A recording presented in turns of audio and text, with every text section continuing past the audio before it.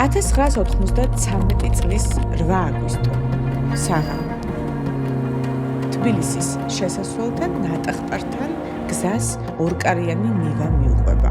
საჭესთან ედვარდ შევარდნაძის დაცვის უფროსი ელდარ გოგოლაძესის, უკანა სავარძელზე ღია ფანჯარასთან ამერიკელი. გასტროლის ხმა ისმის, მინა არ ჩამსხვრეულა, არც არავის დაუყვირია, გვერდით ჯდომი ქალი ამერიკელს გახედავს და ხვდება, დახმარება უკვე გვიანია. ტყვია მას თავში მოხვდა. ამ კაცს ფრედი ვუდროფი ჰქვია, ოფიციალურად ამერიკის საელჩოს რეგიონული საკითხების ოფიცერი.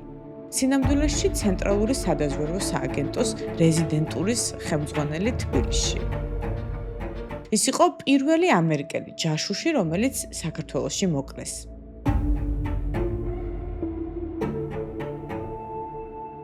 რამდენიმე დღეში თბილისის აეროპორტში თავად CIA-ის დირექტორი ჯეიმს ვულსი ჩამოფრინდება. საკუთარი საუკეთესო ოფიცრის ამერიკის დროშაში გახვეული მცხედრის წასაგებად. ტრაპთან მას შევარდნაძე დახვდება და მოხდება რაღაც უცნაური.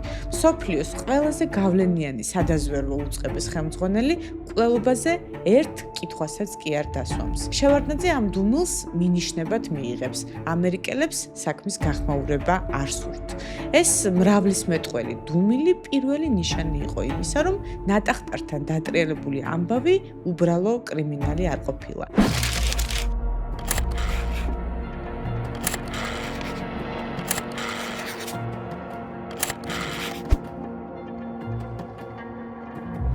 ვუდროფის სიკვდილიდან 30 წელზე მეტი გავიდა. მკვლელი ოფიციალურად დღემდე დაუდგენელია და რაც უფრო ღრმად შედიხარ ამ საქმეში, მით უფრო მეტი კითხვა ჩნდება.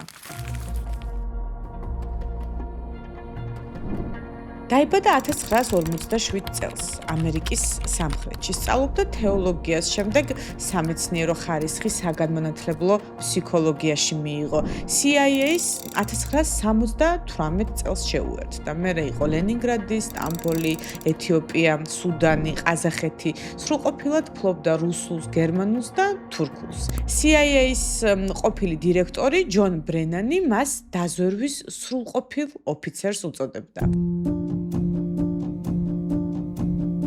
წარმოიდგინეთ მაშინდელი საქართველოს. საბჭოთა კავშირი ახალი დაშლილია, ცივი ომი დასრულდა, პოსტსაბჭოთა სივრცე ამერიკული დაზვერვისთვის სრულიად ახალი შესაძლებლობების ველად იქცა.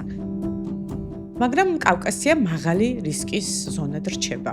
ქვეყანაში სამოქალაქო ომია, აფხაზეთში ბრძოლა ჯერ არ დამთავრებულა, ქუჩებს შეიარაღებული ფორმირებები აკონტროლებენ, ქვეყანას კი 4კაციანი არაკონსტიტუციური ორგანო მართავს, სახელმწიფო საბჭო, რომელიც სამხედრო გადატრიალებით მოვიდა ხელისუფლებაში. და ამ ქაოსში აქტიურად მონაწილეობს რუსული სპეცსამსახურები, ისინი აკონტროლებენ არა მხოლოდ იატაკქვეშა ქსელებს, არამედ ძალაუფლების ბერკეტებსაც, განსაკუთრებით ძალოვან უწყებებს.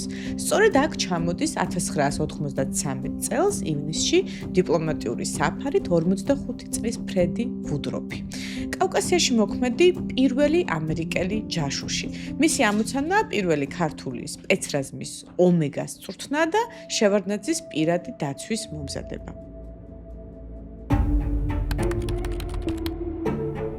8 აგვისტოს ვუდროფი მეგობრებთან ერთად ყაზბეგში წავიდა. მანქანას ელდარ გოგოლაძე მართავდა.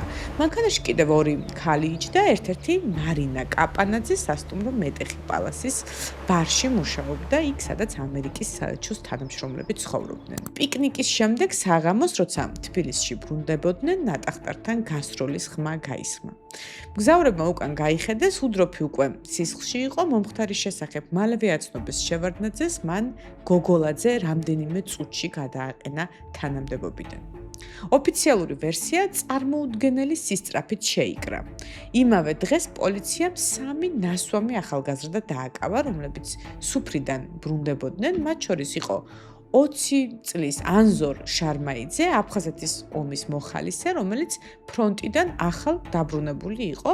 ერთი კვირის შემდეგ შარმაიძემ აღიარებითი ჩვენება დაწერა. მოგვიანებით ის იტყვის: წამების და ცემის ფონზე ყველა დანაშაულზე მოვაწერდი ხელს. ასე დაიბადა ბრმა ტყუის თეორია. თითქოს ნასვამმა ჯარისკაცმა მანქანის მიმართულებით შემთხვევით გაისროლა, სასამართლომ შარმაიძეს 15 წლით თავისუფლების აღკვეთა მიუსაჯა. მაგრამ საქმის გამოსაძიებლად თბილისში ამერიკიდან FBI ჩამოვიდა და აგენტებმა ერთი რამ მაშინვე შენიშნეს. ბიუროს აგენტი ანგარიშში წერდა: ავტომობილზე ვერანაირი ნატყვიარი ვერ აღმოვაჩინეთო. სცენა თითქოს დადგმული იყო, გაჩნდა ეჭვი, რომ კვლობა სულ სხვა ადგილას მოხდა. მოგვიანებით ნატყვიარი მაინც აღმოჩნდა, მაგრამ ტყუის გულა მანქანაში ვერასდროს იპოვეს. შემდეგ დაიწყო ექსპერტიზების ომი. ქართული მხარე ამტკიცებდა, რომ ტყვია ვუდროპს შუბლში მოხვდა. ამერიკული ექსპერტიზით კი ტყვია თავში კეფიდან შევიდა. ამერიკელებმა ეს ქართულ მხარეს არც აცნობეს და ყველაზე შოკის მომგვრელი დეტალი, როცა ვუდროპის ცხედარი ამერიკაში დააბრუნეს, მას თავის ტვინი თითქმის მთლიანად ამოცლილი ჰქონდა. სრულყოფილი ექსპერტიზა ფიზიკურად შეუძლებელი გახდა. ამდენი წინააღმდეგობის მიუხედავად ამერიკის საელჩოს სასამართლოს შედეგებზე უკმაყოფილება არ გამოუხატავს. ორივე ქვეყნის პოლიტიკურ ელიტას საქმის სწრაფად დახურვა აწყობდა. ჯერ კიდევ 1993 წელს FBI-მ დაკითხა ვუდროპის კოლეგა გილბერტო ვილაჰერმოსა. მისი პასუხი პირდაპირ იყო: ბრმა ტყუის ვერსია ნონსენსია, ვუდროპი რუსულმა სამხედრო დაზვერვამ გრუ მოკლა. ვილაჰერმოსას თქმით, ვუდროპმა საქართველოში მუშაობისას გრუს რამდენიმე ჯაშუში გაშიფრა.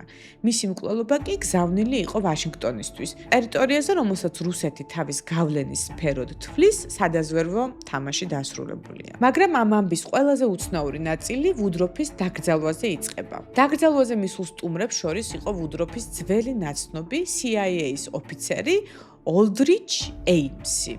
იმ მომენტში ეიმსი უკვე FBI-ის 24 საათიანი მეთვალყურეობის ქვეშ იყო. ბიუროს გაჩხრეკილი ჰქონდა მისი სახლი და კაბინეტი. ისინი დარწმუნებულები იყვნენ, რომ ეიმსი იყო თხუნელა, მოღალატე, რომელიც წლების განმავლობაში ჯერ საბჭოთა, შემდეგ კი რუსული სპეცსამსახურებისთვის მუშაობდა. ჯერ კიდევ 1980-იანი წლების შუა ხანებში, მოკლე დროში, აღმოსავლეთ ბლოკში ერთმანეთის მიყოლებით 10-მდე ამერიკელი აგენტი გაიშიფრა. ბევრი მათგანი დაიჭირეს ან მოკლეს. გამოძიება კი ბოლოს ამ საქმეებიდან ეიმსამდე მივიდა. აღმოჩნდა, რომ ღალატის წლებში მან 4,6 მილიონი დოლარი მიიღო. მაგრამ FBI დაპატიმრებას არ ჩქარობდა, სურდათ ეიმსის მეშვეობით სხვა მოღალატეებზეც გასულიყვნენ და სწორედ ამ დროს, როცა ბიურომ უკვე იცოდა, ვინ იყო ეიმსი, სინამდვილეში ის სამუშაო ვიზიტით თბილისში ჩამოვიდა და შეხვდა თავის ძველ ნაცნობს, ფრედი ვუდროპს.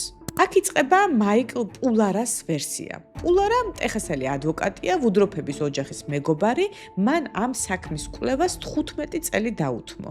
რამდენიმე ქვეყანაში იმუშავა და შოკის მომგვრელ დასკვნამდე მივიდა. შარმაიძე უდანაშაულოა, ფრედი ვუდროფი კი ამერიკული დაზვერვის ისტორიაში ერთ-ერთი ყველაზე დიდი ღალატის მსხვერპლი გახდა. პულარას ვერსიით თბილისში ერთ-ერთ ბარში ვუდროფსა და ეიმს შორის მწვავე კამათი მოხდა. ნასვამ ეიმს შესაძლოა საკუთარ საიდუმლოზე რაღაც წამოწდა, ვუდროფი მიხვდა, ვინ იყო მისი კოლეგა სინამდვილეში. ეიმსმა იცოდა, რომ საფრთხეში იყო, მაგრამ იცოდა ისიც, რომ დაზვერვის მკაცრი წესების მიხედვით ვუდროფი ამ ინფორმაციას სათავო ოფისს მხოლოდ შტაბ-ბინაში დაბრუნების შემდეგ აცნობებდა. ეს კი 2 კვირაში უნდა მომხდარიყო.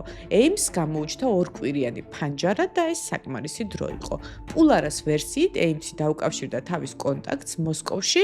მაგიდაზე ორი ვარიანტი იყო: ეიმსის ევაკუაცია ან პრობლემის ვუდროფის განეიტრალება. არჩევანი მკვლელობის სასარგებლოდ გაკეთდა. პულარა სავარაუდო შემსრულებლადაც კონკრეტულ ადამიანზე მიუთითებს, თავად ელდარ გოგოლაძეზე, იმ ნივას მძღოლზე, მაგრამ დანამდვილებით ამის თქმა შეუძლებელია.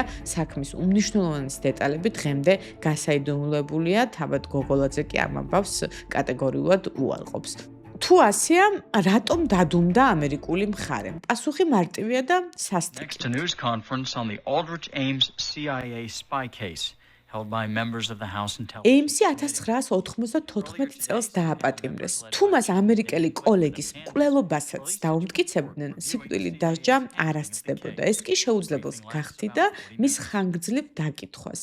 CIA-ს ეიმსი ცოცხალი სჭირდებოდა, რადგან მისგან წლების განმავლობაში ჩავარდნილი ოპერაციების შესახებ სრული ინფორმაცია მიეღოთ. პოლიტიკური მიზანშეწონილობის გამო ფრედი ვუდროფი პულარას სიტყვებით ყველამ მიატოვა. ხოლო მის მკვლელობაში დადანაშაულებულმა უდანაშაულო ქართველმა ჯარისკაცმა ცხოვრების საუკეთესო წლები ციხეში გაატარა. ფრედი ვუდროფის საქმე მხოლოდ ერთი მკვლელობის ისტორია არ არის, ეს არის კლასიკური ილუსტრაცია იმისა, თუ როგორ მუშაობს დიდი პოლიტიკა პოსტსაბჭოთა სივრცეში. 90-იანი წლების საქართველო ღია პოლიგონი იყო, სადაც გლობალური იმპერიები ერთმანეთს ეჯიბრებოდნენ და რეალური გამოძიება არც არავის აწყობდა. ადგილობრივ ჯგუფებს, ვისაც ძალაუფლება ჰქონდა ჯაბა იოსელიანსა და მის მხედრიონს, რომლებსაც მჭიდრო კავშირი ჰქონდათ რუსულ დაზვერვასთან, არ აწყობდათ ძიება, რომელიც გრუს კვალზე გავიდოდა. საქართველოს ხელისუფლებას პრობლემების სწრაფი მოგვარება სჭირდებოდა, რომ ამერიკული დაფინანსება და მხარდაჭერა არ დაეკარგა, რუსეთმა თავისი გავლენის სფეროში ამერიკელებს სისხლიანი ხაზი გაუვლო ვუდროფის მკვლელობით. ვაშინგტონმა კი ამჯობინა უფრო დიდი სადაზვერვო ინტერესების გამო მსხვერპლისთვის თვალი დაეხუჭა. ამ გლობალურ თამაშში სამართლიანობაზე ფიქრის დრო არც არავის ჰქონდა.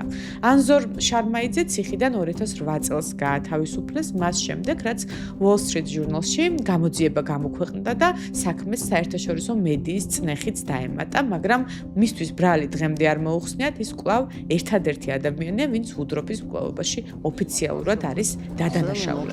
არის რომ მე მომეხსნას ეს ნასამართლეობა. ამ ეტაპზე საგამოძიებო ორგანოს ჯერ კიდევ არ უცვნია დაზარალებულად ანზორ 2018 წელს პულარამ წიგნი გამოსცა ჯაშუში, რომელიც მიატოვეს, საავტორო უფლებები კი შარმაიძეს გაუზიარა, ეს იყო მისი მცდელობა ცოტათი მაინც აენაზღაურებინა ის, რაც ამ კაცს წაართვეს. საქმე კი დღემდე ღიაა. 2012 წელს ხელისუფლების ცვლილების შემდეგ იუსტიციის მაშინდელმა მინისტრმა თეამ წულუკიანმა ხელახალი გამოძიება დაანონსა ამ საქმის, თუმცა არანაირი შედეგი არ მოყოლია ამას. გამოძიება მხოლოდ მაშინ გააქტიურდა თითქოს, როცა საქმის უშუალო მოწმემ ელდარ გოგოლაძემ ოპოზიციურ არხს ინტერვიუ მისცა და ბიძინა ივანიშვილსა და კრემლის კავშირებზე ისაუბრა. გოგოლაძე 97 წლიდან 2004 წლამდე ივანიშვილის კომპანია ქართუს დაცვას ხელმძღვანელობდა. ინტერვიუს შემდეგ რაც მან ივანიშვილი გააკრიტიკა, 30 წლის წინანდელი მკვლელობის საქმე მოულოდნელად გაცოცხლდა, თუმცა რეალურ შედეგებამდე არც შემდეგ მისულა. ვინ მოკლა ფრედი ვუდროფი, რატომ არ ჩატარდა კვალიფიციური გამოძიება, სად გაქრნენ საქმის ფიგურანტები, ეს კითხვები დღემდე პასუხგაუცემელია.